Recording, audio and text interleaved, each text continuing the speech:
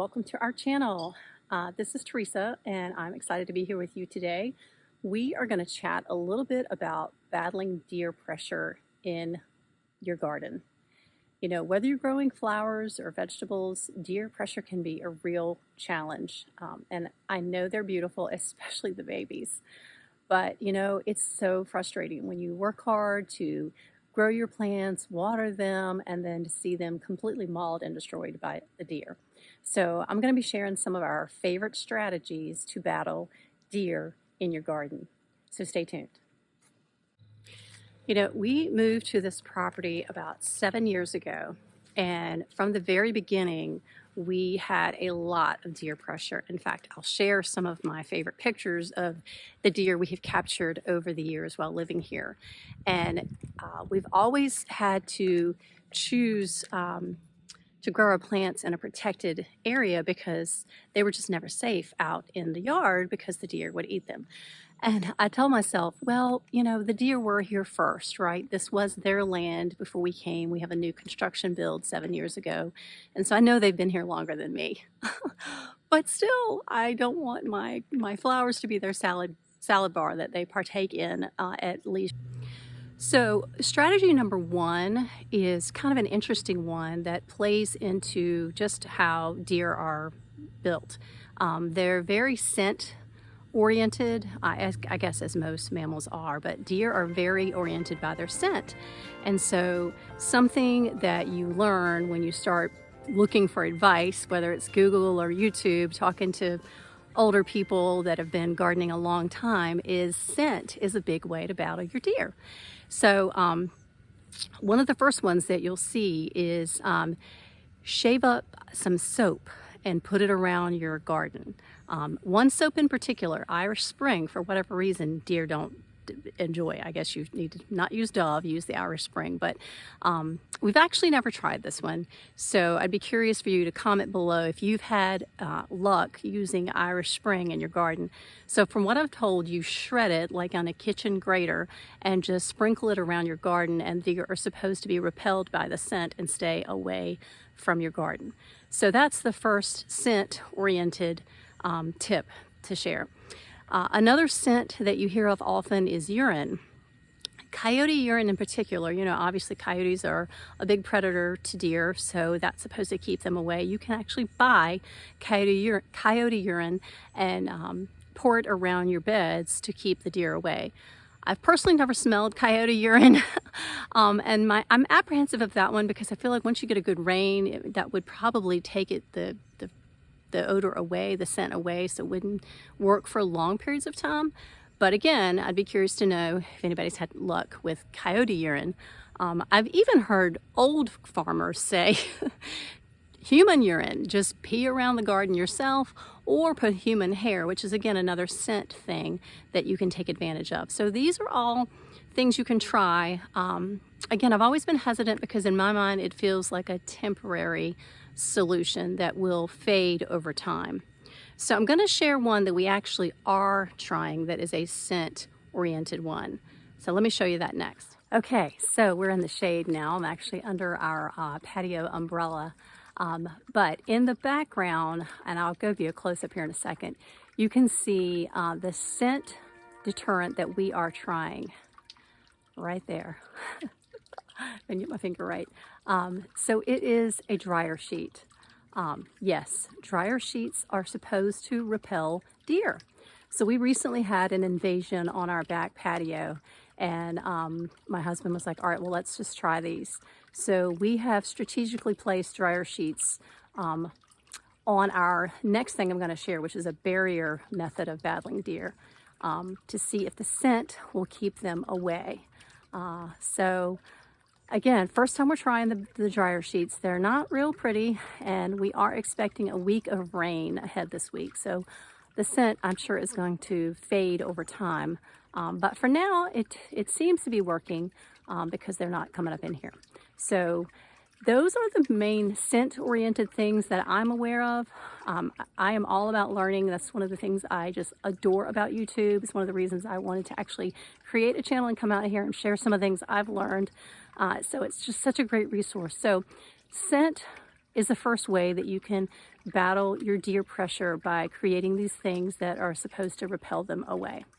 Now, let's move on to number 2, the second way of battling your deer pressure. Okay, so here is my next way we're going to battle deer pressure, and it's really hard to see on video, so I'm going to stick my hand here so hopefully you can see it. It's fishing line, just simple, inexpensive fishing line, and we have 3 strands of it, and here's where another dryer sheet sits with the cute little miniature Killo's plant. Isn't that adorable? And then there's a 3rd one down here. Okay, so this is around our patio area where I've got lots of flowers that are quite delicious for deer. So my husband set this up, gosh, probably 3 years ago.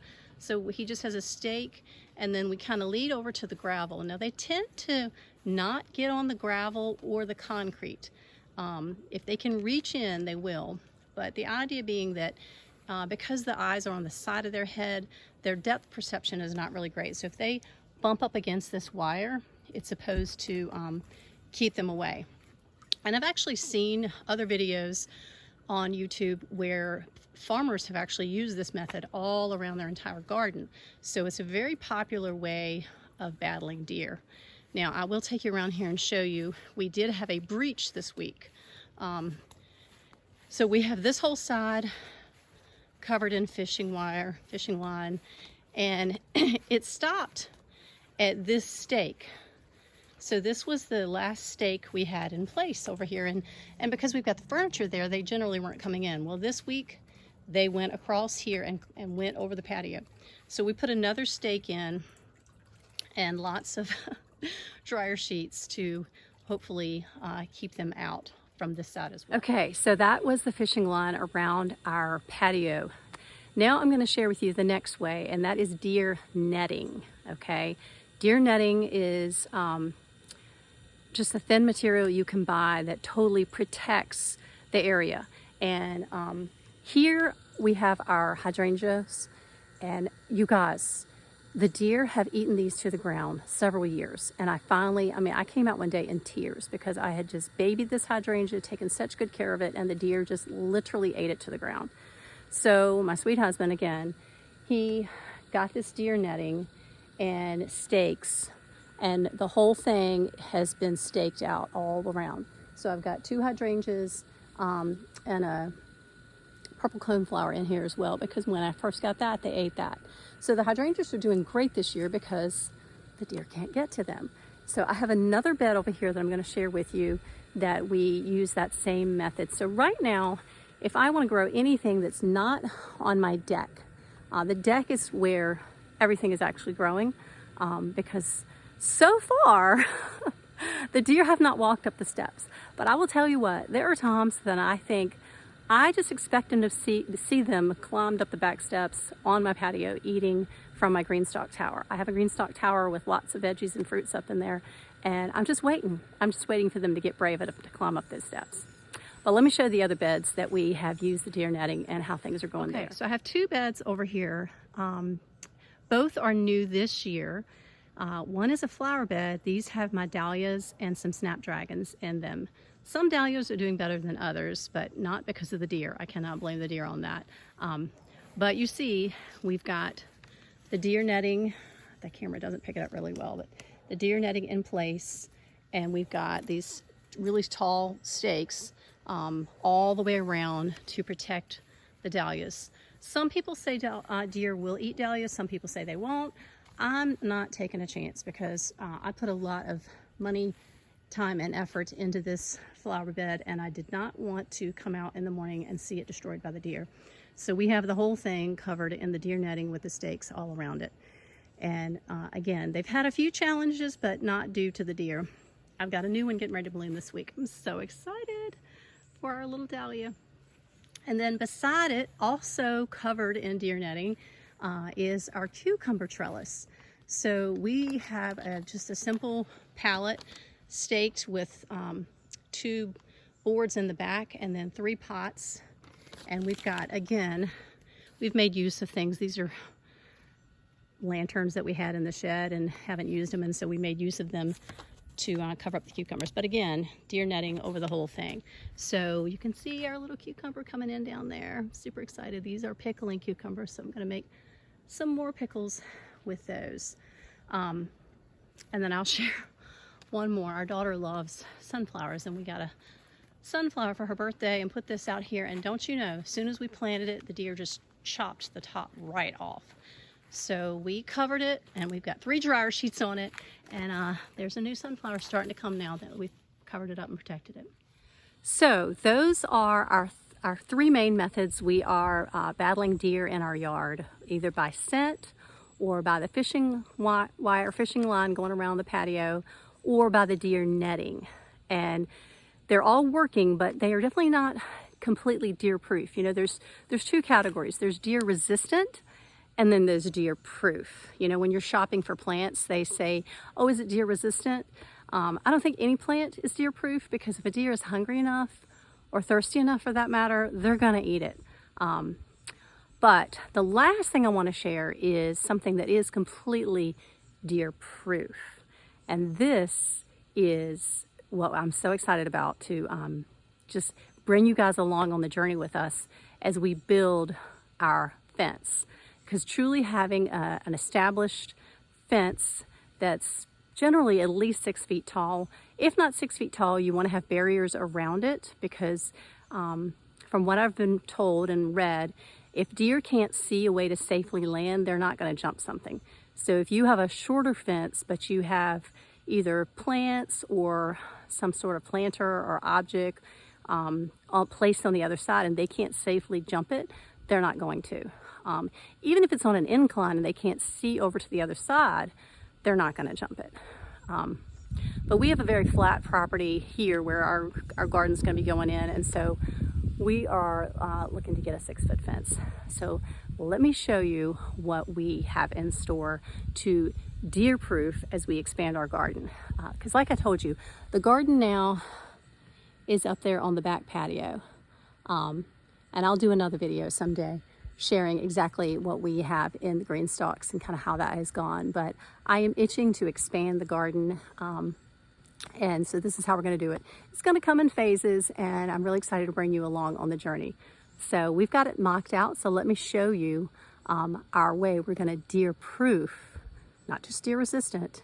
Because trust me, if they wanted, they could tear through this netting. I just know they could. So I come out here every day like, have they gotten in? But deer proof with the fence. Okay, you guys, so we have it staked out, and this is where our official garden is going to be going in. This is the back part of our property. We have our shed, and by the way, the window boxes on the shed are exposed to the deer, but I played a trick on them. Those flowers are not real. They're not real. So it's been my fun way of messing with the deer. They've tried to eat them, and there's nothing for them there. So yeah, that was the only way I was going to get anything to survive in that window planter. But eventually I will be able to plant something real in there, because as you can see, we have the whole thing staked out. We're going to have a little arbor in the front, and then we're going to have just a huge area here to put our garden in. We're going to do raised beds. And then this side back here, I'm so excited, we are going to put a chicken coop and a chicken run. So we are going to get some chickens and have all that back here as well. We've got these trees marked. We're going to be taking these trees down just to make room to work around it. But you can see I am so excited. And this is, again, it's going to come in phases. We're going to do it step by step, but it's going to be fun to build and fun to get our raised beds in there and really start growing more vegetables. So here is how you totally deer-proof something with a fence, at least 6 feet tall, or if not 6 feet, with something in front or behind it to keep them from being able to jump and land safely. So super excited to build our completely deer-proof garden back here, and then I can grow whatever I want without having to worry about them attacking our food. So again, now you can see the back of our house, and you can see the little green stalks up there. I've got one indeterminate tomato that's trying to reach for the sky, and then 2 green stalks with lots of veggies. But everything up there has been wrapped in fishing wire to protect it from the deer. So if you enjoyed today's content, please take a moment and subscribe. I really do appreciate you taking time to join me and learning a little bit more about how you can deer-proof your space. I'll look forward to sharing future videos about nourishing foods and a healthy homemade lifestyle and our little beginner homestead here. Join us as we build that awesome fence, as we look forward to getting chickens and really learning the beginner homestead lifestyle. So I'm super excited to return to simple living, and I hope you'll join me on that journey. Take care, everybody. God bless.